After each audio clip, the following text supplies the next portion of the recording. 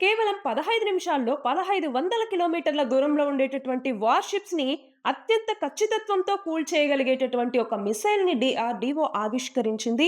రీసెంట్‌గా 77థ్ republic day పరేడ్‌లో దీన్ని ప్రదర్శనకుంచారు కూడా.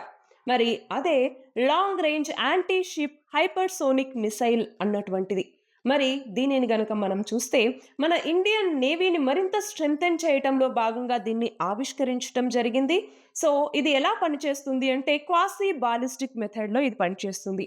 జనరల్‌గా మనకి మిసైల్స్‌లో బాలిస్టిక్ మిసైల్స్ అనేసి అలాగే క్రూయిజ్ మిసైల్స్ అని 2 ఉంటాయి. సో, అందులో ఇది క్వాసీ బాలిస్టిక్ మిసైల్ అంటే ఏంటి? జనరల్‌గా లాంచ్ చేసేటప్పుడు మనం లాంచ్ చేయటం అదంతా జరుగుతుంది. బట్ ఇది ఏం చేస్తుంది అంటే బాలిస్టిక్ మిసైల్ లాగా పైకెళ్ళకుండా క్రూయిజ్ మిసైల్ లాగా లో సర్ఫేస్‌లో వెళ్ళటం ద్వారా పక్కన వాళ్ళ రేడార్‌కి చిక్కకుండా ఖచ్చితత్వంతో ఆ వార్‌షిప్స్ ఏవైతే ఉంటాయో వాటిని కూల్చేయగలదనమాట. అది మన యొక్క మిసైల్ ప్రత్యేకత. అంతేకాదు ఇది మాక్ స్పీడ్ వచ్చేసరికి 5-10 వరకు మాక్సిమం మాక్ 10 స్పీడ్‌తో ఇది వెళ్ళగలుగుతుంది.